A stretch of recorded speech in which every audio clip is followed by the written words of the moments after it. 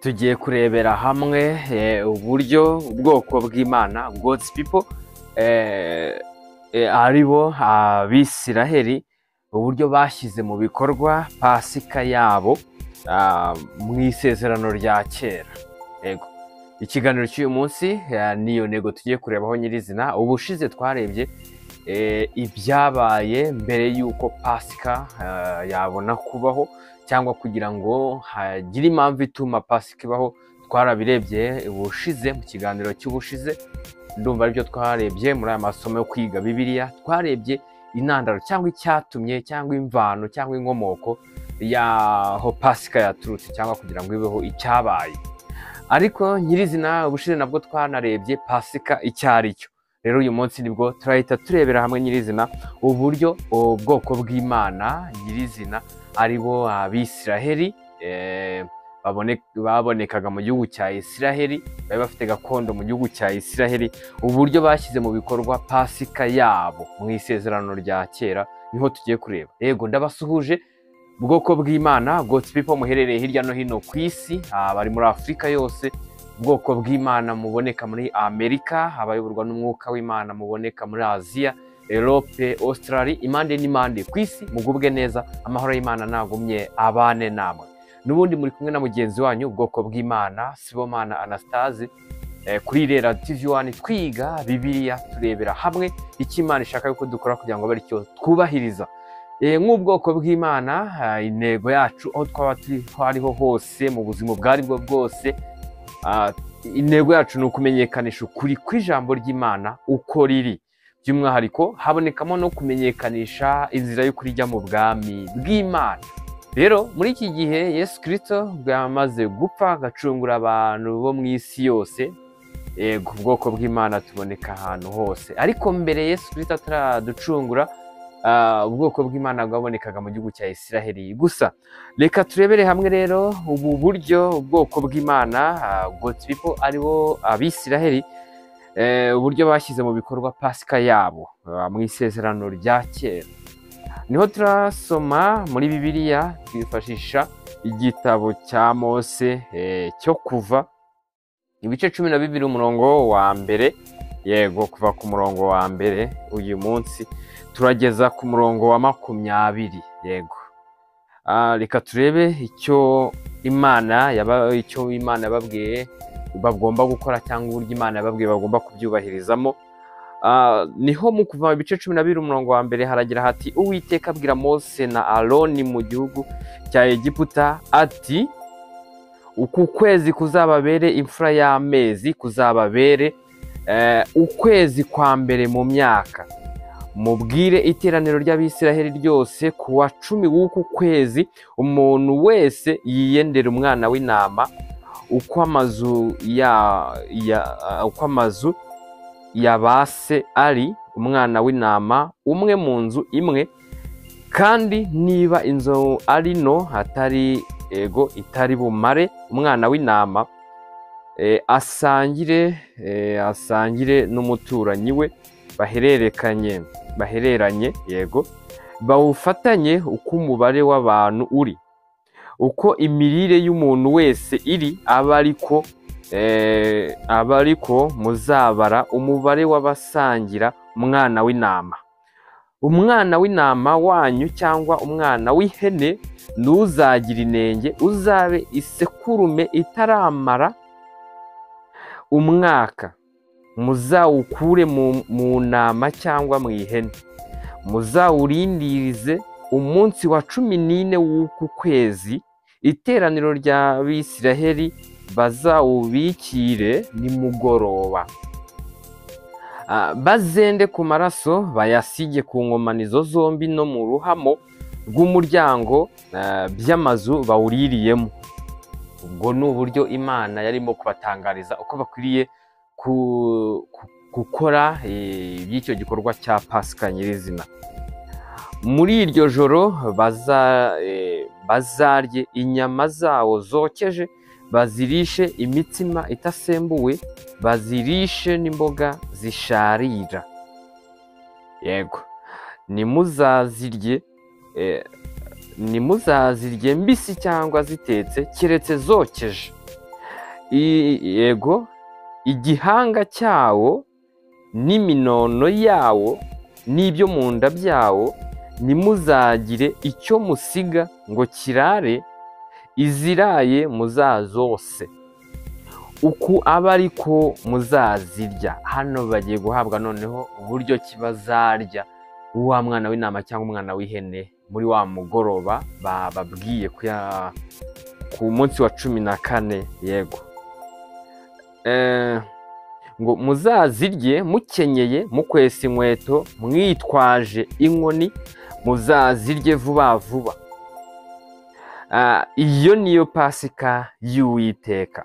Nguko uko bari barimo guhabwa kondisiyo cyangwa imyitwarire bazagira mu gihe barimo kurya pasika yabo.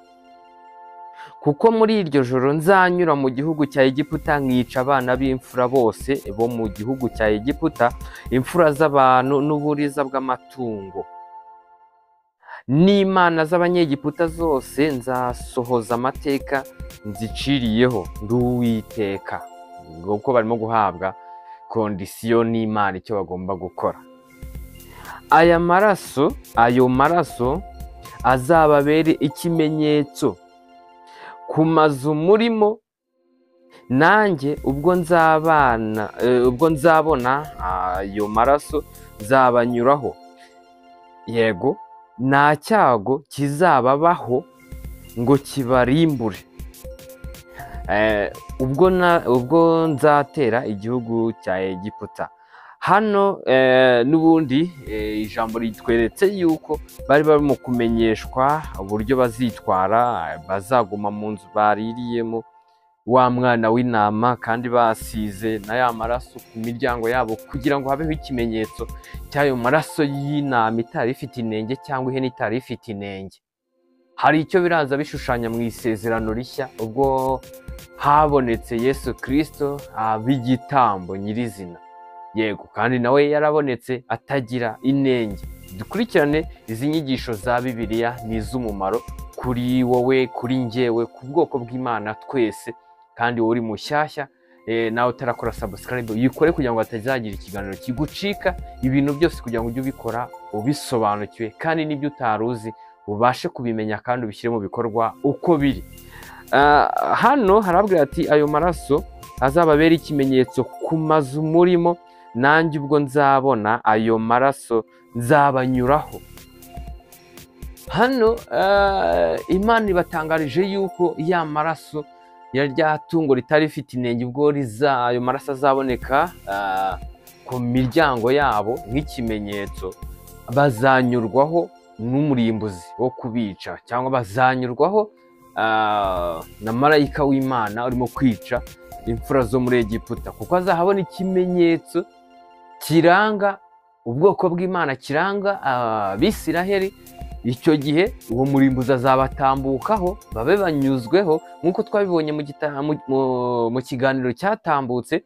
Twabonye yuko pasika isobanura kunyurwaho, niho hano rero hajeho kunyurwaho yuko uyu murimbuzi azabanyuraho, bakaba bararokotse ikibi, barokotse icyago, cyangwa abarimo ntibarimbutse kubera ko bafite ikimenyetso cy'amaraso y'umwana w'intama, cyangwa ikimenyetso cy'amaraso y'umwana w'ihene.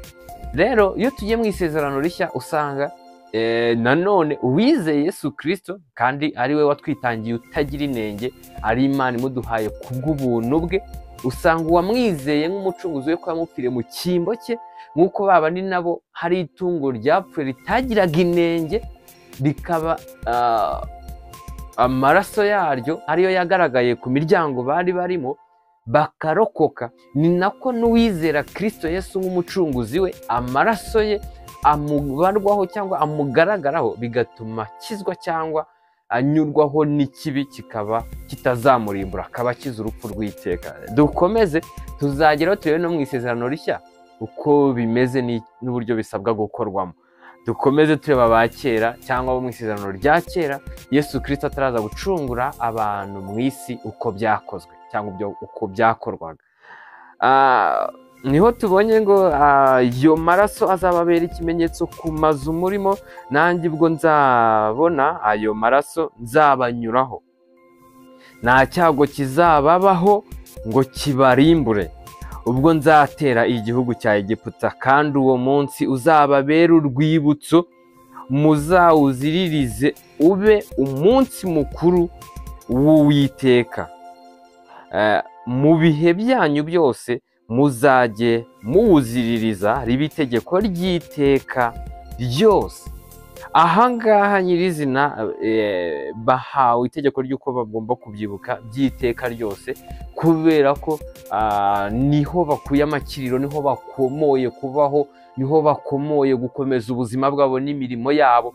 Niyo mpamvu guhora babyibuka mu buzima bwabo bwose, kwibuka Imana icyo yabakoreye aricyo cyo kubakiza, kubarokora, kubatambutsaho icyago ntikibarimbure.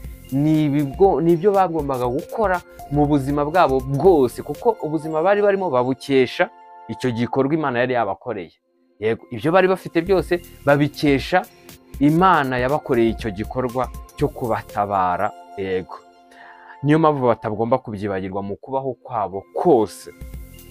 Ijambo rikomeza rigira riti muzajye mumara iminsi 7 murya imitsima itasembuwe, ku munsi uyitangira mujye mukura umusemburo mu mazu yanyu. Uzarya imitsima yasembuwe uhereye ku munsi wa mbere ukageza ku wa 7, uwo muntu azakurwe mu Bisiraheli. Turimo kureba icyo Imana ibasaba gukora mu gihe cyo kwibuka Pasika, cyangwa mu gihe cyo gukora Pasika nyirizina.